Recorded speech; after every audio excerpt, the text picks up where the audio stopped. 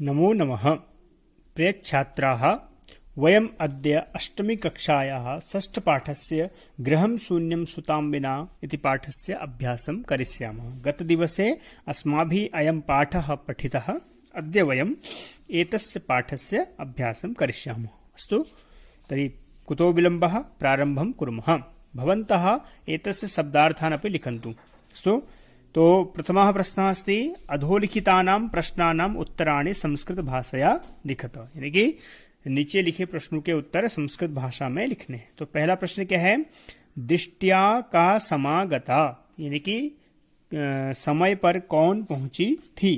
तो अचानक से कौन पहुंची थी, तो लिखेंगे दृष्टिया का की जगह मैं उत्तर लिख रहा हूं शालिनी। दृष्टिया शालिनी, ठीक है। समागता लिखेंगे तो दृष्टिया शालिनी समागता, इस प्रकार से पहले का उत्तर लिखेंगे, ठीक है। अगला है राकेशस्य कार्यालय का निश्चिता। तो राकेश के कार्यालय में क्या निश्चित हुई थी अचानक से, तो गोष्ठी। तो लिखेंगे राकेशस्य कार्यालय का की जगह गोष्ठी लिख देंगे, ठीक है। तो गोष्ठी निश्चिता। तो आगे राकेशः शालिनीं कुत्र गन्तुं कथयति। कहाँ जाने के लिए कहता है? चिकित्सालयम। तो चिकित्सालयम लिखेंगे, ठीक है। राकेशः शालिनीं चिकित्सालयम गंतुम कथयति, पूरा वाक्य में लिखेंगे, ठीक है, एक पद वाला नहीं है। तो सायंकाले भ्राता कार्यालयात आगत्य किम करोति, यानी कि सायंकाल में भ्राता कार्यालय से आकर के क्या करते हैं। तो देखते हैं क्या करते हैं, क्योंकि थोड़ा सा लंबा उत्तर है इसका, ठीक है। तो इसका है, ठीक है, तो यहां क्या है, सायंकाले भ्राता कुतः कार्यालयात आगत्य किं करोति। संध्याकाले भ्राता आगच्छति हस्तपादादिकं प्रक्षाल्य वस्त्राणि च परिवर्त्य पूजागृहं गत्वा दीपं प्रज्वालयति भवानी स्तुतिं च अपि करोति, ठीक है। इतना लिखेंगे। कहां से? सायंकाले भ्राता आगत्य हस्तपादादिकं प्रक्षाल्य, यहां से लेकर के, ठीक है, हस्तपादादिकं प्रक्षाल्य यहां से चापी करोति तक, ठीक है। तो अगले प्रश्न पर चलते हैं।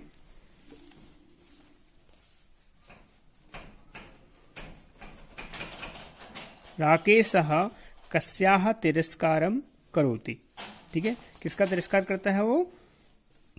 कोख में यदि बालिका होगी तो उसका तिरस्कार करूंगा, ऐसा कहते हैं ना। तो बालिकायाः तिरस्कारं करोति,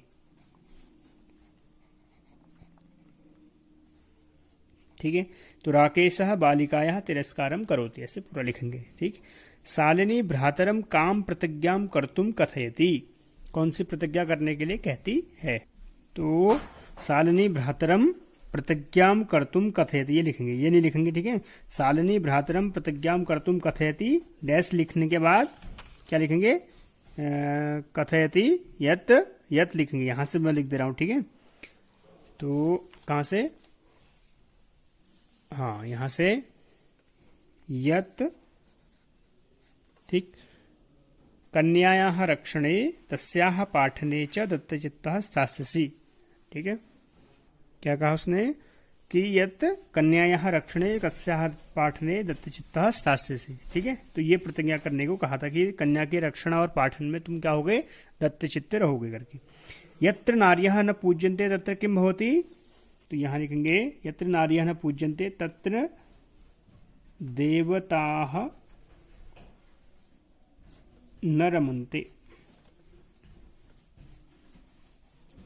रमन्ते मतलब वास नहीं करते हैं, ठीक है। जहां नारियों का सम्मान नहीं होता वहां, यहां से नीचे को लिखेंगे, ठीक है। यत्र नार्यः न पूज्यन्ते तत्र देवताः न रमन्ते। अस्तु, तो अग्रे चलामः। अग्रिमं प्रश्नं चलामः। अधोलिखित पदानां संस्कृत रूपम, यानी कि तत्सम रूपम लिखत, यानी कि तत्सम रूप क्या होता है? तद्भव होता है जो संस्कृत से हिंदी में आए हैं शब्द, ठीक है। तो पहला है कोख शब्द। तो कोख के लिए क्या आया था? कुक्षः,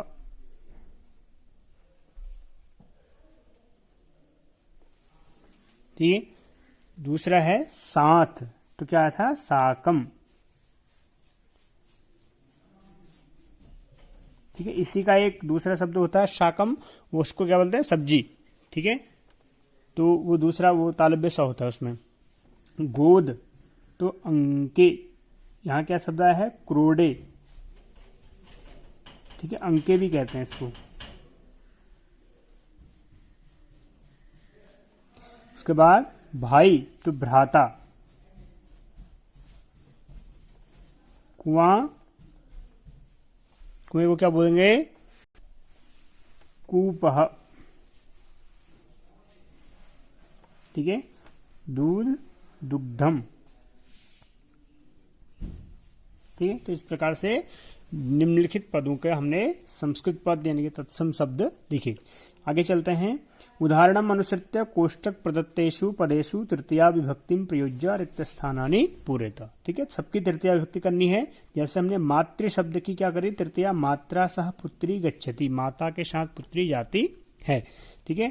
तो आगे चलते हैं। परिश्रम शब्द है तो किसके बिना, तृतीया विभक्ति, तो परिश्रमेण हो जाएगा। जैसे बालकेन होता है ऐसे ही परिश्रमेण बिना विद्या न लभ्यते, ठीक है। अब छात्र लेखनी अस्ति तो लेखन्या बिना, ठीक है, लेखन्या लिखति, ठीक है, लेखनी से लिखता है। सूर्यदास केन नेत्रेण अंधा आसीत, यानी कि नेत्र यानी कि आंख से, ठीक है, अंधे थे, ठीक है। आगे है सह मित्रेण शाकम, मित्र शब्द की तृतीया क्या हो जाएगी, मित्रेण शाकम समयम यापयति, यह मित्र के साथ समय बिताता है। अगला प्रश्न है क स्तंभे विशेषण पदम दत्तम ख स्तंभे च विशेष्य पदम, यानी कि विशेषण और विशेष्य दिए हुए हैं, तयोर मेलनम कुरुता, उन दोनों का मिलान करना है, ठीक है। तो क्या होगा, स्वस्था शब्द है पहले, तो कृत्यम हो नहीं सकता, पुत्री। देखो विशेष विशेषण की विशेषता क्या होती है कि दोनों ही एक ही लिंग, एक ही वचन और एक ही विभक्ति के होते हैं। तो इसलिए यहां देखना पड़ेगा कि जिस विभक्ति का ये वाला शब्द होगा उसी विभक्ति का ये शब्द भी होगा, वचन भी, विभक्ति भी और लिंग भी, ठीक है। तो स्वस्था तो यहाँ पे हो जाएगा मनोदशा, स्वस्था मनोदशा, यानी कि पहला वाला हो जाएगा इसका, ठीक है। महत्वपूर्ण गोष्ठी तो दूसरा हो जाएगा। जघन्यम कृत्यम, ठीक है, ये तीसरा हो जाएगा। क्रीडंती पुत्री चौथा हो जाएगा। कुत्सिता वृत्ति ही पांचवा हो जाएगा, ठीक है। तो इस प्रकार से विशेष विशेषण हमने मिलान किए। आगे चलें, ठीक है, अगले प्रश्न की ओर चलते हैं। अगला प्रश्न है पांचवा,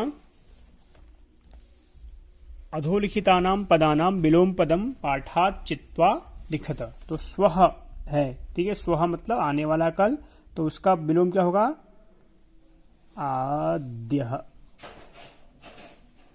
ठीक है, अद्यः।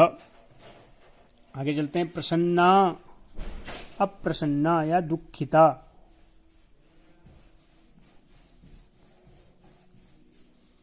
ठीक है।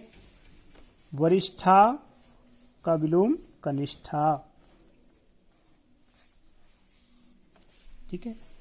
प्रशंसितम कुत्सितम, प्रशंसितम मतलब प्रशंसित, कुत्सितम मतलब जो करने योग्य नहीं था, ठीक है। प्रशंसनीय और अकरणीय, ठीक है। प्रकाशः क्या हो जाएगा, अंधकारः,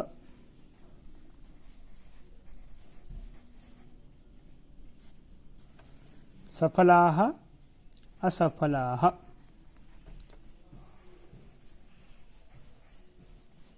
बहुत सारे शब्द तो इसमें हिंदी के हैं, ठीक है। निरर्थकः सार्थकः,